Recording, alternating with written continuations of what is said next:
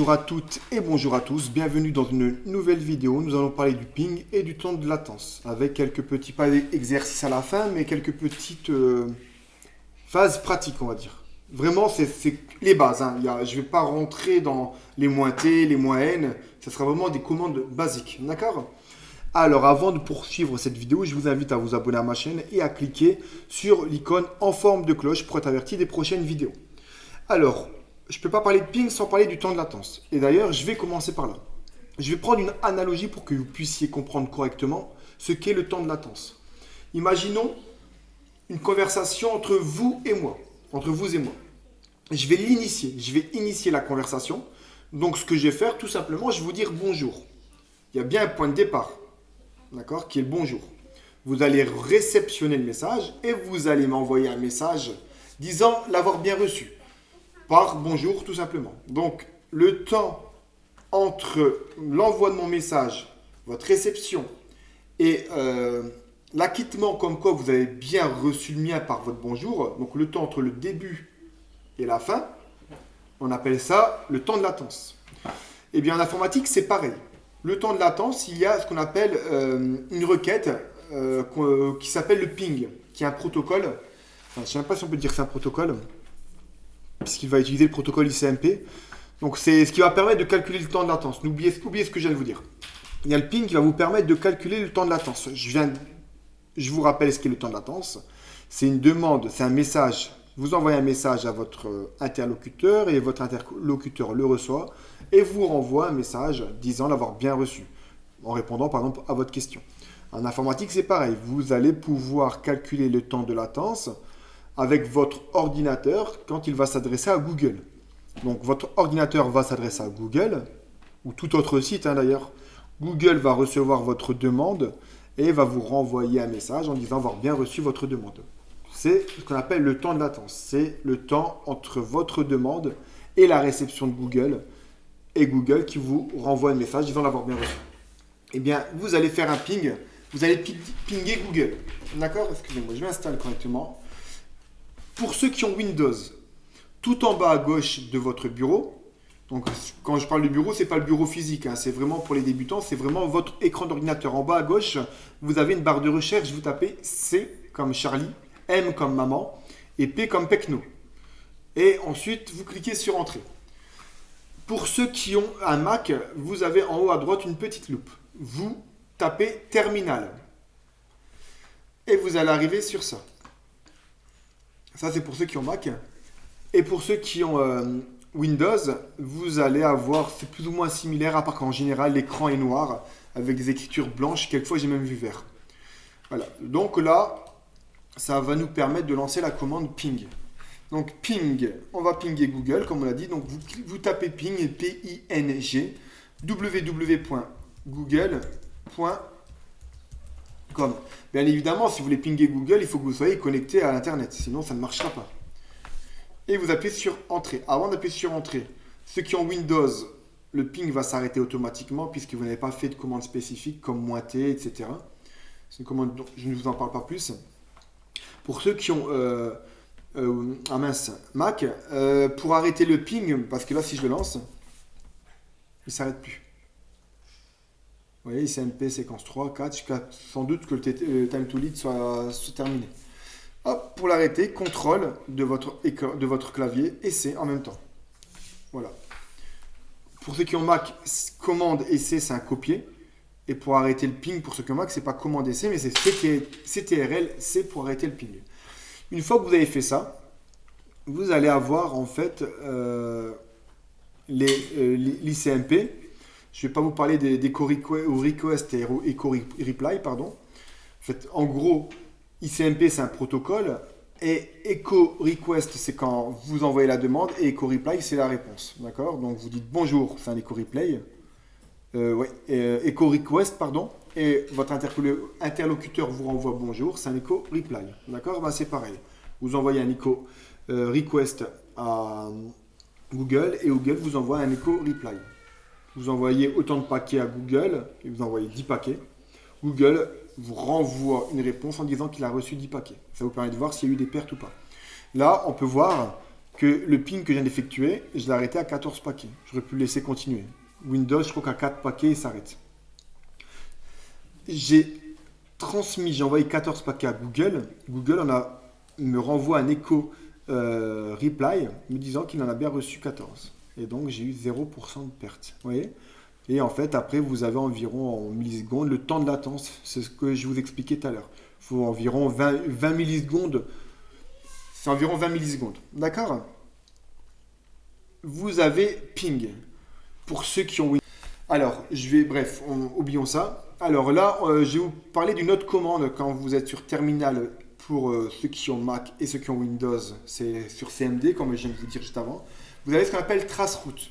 Donc vous allez taper trace route et espace www.google.com. Qu'est-ce que c'est que cette commande? Donc on a vu la commande ping. Donc, vous voyez ici, on n'a perdu aucun paquet. Mais vous avez également la commande traceroute. La commande traceroute va vous permettre de savoir par quel endroit passe votre paquet. Il faut savoir que quand vous faites une demande, quand vous demandez Google, que votre ordinateur ouvre Google, c'est pas instantané, il y a des étapes. Ça passe par des DNS, ça passe par... Voilà, il y a des étapes. La traceroute va vous permettre de connaître ces étapes.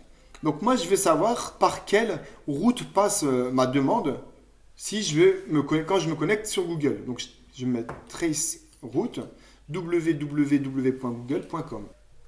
Donc là, nous allons voir la commande traceroute. Qu'est-ce que la commande traceroute? Nous venons de voir le ping qui permet de calculer le temps de latence, mais pas que, ça nous permet de voir s'il n'y a pas de perte de paquet. Si par exemple, on va revenir sur le ping, on passera de traceroute sans doute après. Si par exemple, vous allez sur Google, vous êtes connecté à Internet, depuis chez vous, admettons, vous allez sur Google, mais ça ne marche pas. Vous avez temps de réponse trop long ou des choses comme ça. Là, vous faites un ping vers Google et vous regardez si vous avez des paquets de perdus. Tout simplement. Et vous regardez également, si par exemple vous pingez Google et que vous avez 4 paquets envoyés, 0 reçu, 100% de perte, c'est pas normal. C'est pas normal. Donc ce que vous pouvez faire, c'est éventuellement pinguer par exemple votre passerelle. La passerelle, c'est entre guillemets le chemin qui part de votre ordinateur, de votre carte réseau, jusque votre box, que ce soit Freebox, Bouygues, BBBox, je ne sais pas comment on appelle ça, SFRbox. La passerelle, c'est ça. C'est le chemin qui va vous permettre d'accéder à votre box. Donc, si déjà, entre votre ordinateur et le chemin qui accède à votre box, qui est le boîtier de sortie vers le réseau, il y a un problème, bah forcément, vous n'allez pas pouvoir aller sur Google. Donc, vous allez d'abord pinguer votre passerelle. Donc, 192.168.0.254 de mémoire. Je peux me tromper, hein, mais je ne suis pas sûr. Hop, on va l'arrêter. Voilà. Donc 9 paquets transmis, 9 paquets reçus. Si par exemple, vous avez 9 paquets transmis, 0 paquet reçu, 100% de perte, vous dites, bah mince, déjà de mon ordinateur jusque ma box, il y a un problème de chemin, ça ne fonctionne pas. Donc c'est pour ça déjà que je n'arrive pas à aller sur Google. Et on pouvait régler ce problème. Pas tout le temps, mais quelques fois. Déjà, est-ce que vous êtes bien connecté à Internet? Est-ce que vous êtes en Ethernet, en Wi-Fi? Est-ce que votre box fonctionne? Est-ce qu'elle est bien branchée, etc. Donc il peut y avoir une multitude de choses qui font que vous n'arrivez pas à vous connecter sur votre box. Si tous ces éléments ont été vérifiés, que vous êtes bien connecté en Wi-Fi, en Ethernet, etc., que votre box est bien allumée, vous pouvez déjà aussi pinguer votre carte réseau. Parce que votre ordinateur a une carte réseau. Donc moi, de mémoire, on va pinguer bien sûr. Ping, ne pas oublier de mettre la commande. Alors, en carte réseau, moi c'est 192.168.0.20.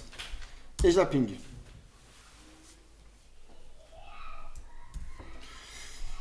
« 5 paquets envoyés à ma carte réseau, 5 paquets reçus. » Donc si vous n'arrivez pas à pinguer votre carte réseau que vous avez, donc moi j'ai 0% de perte mais que vous en avez 100%, admettons, c'est que votre carte réseau peut être morte, il faut la changer. Ou alors il faut rentrer dans les paramètres de votre carte réseau, éventuellement regarder l'IP de votre carte réseau, et si vous êtes débutant et qu'il y a une adresse IP sur votre carte réseau, vous mettez simplement automatique. Vous ne vous embêtez pas, vous mettez automatique et normalement tout devrait rentrer dans l'ordre. Si ce n'est pas le cas, je vous invite à voir un informaticien parce que ce n'est pas forcément la carte réseau, ça peut être d'autres choses. Voilà, au niveau des pings, vous voyez à quoi ça peut servir un ping. Moi j'ai utilisé quand j'allais chez des clients. je l'ai souvent utilisé pour voir pourquoi ils n'arrivaient pas à se connecter. Ils étaient bien connectés sur Internet, etc. Mais quand ils allaient sur Google, ils avaient un message d'erreur disant vous n'êtes pas connecté à Internet. Donc j'ai fait des pings et en fait il avait fait la carte réseau en fait qui était mauvaise. Son adresse IP, il avait fait n'importe quoi. Enfin bref, il avait fait n'importe quoi. On va voir la commande traceroute. Alors là, je vais faire très attention.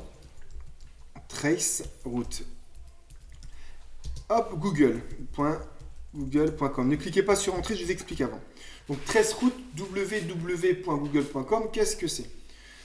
Vous n'êtes pas sans savoir, ou si vous ne le savez pas, c'est pas grave, je vous explique rapidement. Quand vous allez vous connecter sur Google, faut savoir que ça ne part pas de votre machine directement sur Google. Ça passe par différents chemins, différents cheminements. Vous partez de Lille pour aller à Paris, c'est pas direct. Vous passez par Lille, vous passez par telle ville, tel péage, etc., avant d'arriver à Paris. Bah là, c'est pareil. En fait, il faut que vous imaginiez le réseau Internet comme un chemin, comme des routes. C'est pour ça qu'on appelle ça des routeurs d'ailleurs, parce que ça route les chemins. Et donc, en fait, quand vous allez sur Google, vous passez par plusieurs routes, plusieurs engins, plusieurs machines qui vont vous router, vous orienter vos demandes sur les bons canaux, les bonnes routes pour arriver à votre demande. Donc, si vous allez sur Google, vous allez arriver à différents routeurs qui vont orienter votre demande sur le bon endroit. Ben, en faisant un traceroute, vous allez savoir, comment je peux dire ça? Vous allez savoir par quel routeur ça passe. Donc, par exemple, on a vu l'exemple de tout à l'heure, la passerelle. Vous avez pingé la passerelle, 100% de paquets gardés, vous n'avez perdu aucun paquet, mais vous n'arrivez pas à aller sur Google. Ben, en faisant un traceroute, vous allez pouvoir voir où ça bloque. Donc, si c'est au-delà de votre box, vous ne pouvez rien faire concrètement, à part éventuellement appeler votre fournisseur d'accès Internet parce que vous n'avez pas la main sur ce qui est dans le réseau après. D'accord? Donc, traceroute google.hop. Comment je vais pouvoir faire ça? Je vais le cacher 2 minutes parce qu'il y aura mon adresse IP qui va apparaître. Alors, je le cache.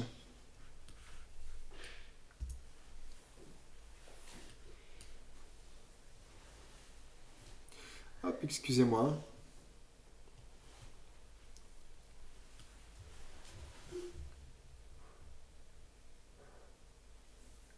Voilà. Alors, ce qu'on peut remarquer ici au-dessus de ma tête, je ne l'enlève pas parce qu'après GFY59, j'ai mon adresse IP qui apparaît. Donc, j'ai pas envie qu'on l'enlève. Donc, ici, dans un premier temps, vous avez la passerelle. C'est ce qui part de. C'est mon réseau interne qui va jusqu'à ma box. C'est le chemin. Ensuite, ici, vous avez mon DSLAN. Donc, je vais le décaler un petit peu, légèrement. Voilà. Vous avez mon DSLAN qui apparaît ici. Donc, ça va jusqu'à mon DSLAN. Ensuite, ça passe par la passerelle de l'adresse IP. Hop, on va cacher ici. Excusez-moi, c'est pas triste parce que... On redescend ici un peu. On va cacher ici. Voilà. Ensuite, ça passe par tel routeur. Donc, ce que j'ai caché ici à côté, c'est mon adresse IP. C'est pas mon adresse IP, mais c'est mon adresse réseau. L'adresse réseau sur l'endroit où je suis branché dans mon DSLAN. Vous avez, après, ça passe par le POP de Gravelines, par un routeur qu'on appelle l'ASR 903. Et ensuite, ça sort et ça passe par d'autres adresses, etc., jusqu'à arriver ici. Donc là, vous avez tout le schéma que votre demande fait pour accéder à Google, tout simplement. D'accord? J'espère que cette vidéo vous a plu. Je vous dis à très bientôt pour une prochaine vidéo et n'hésitez pas à vous abonner et à partager. Ciao!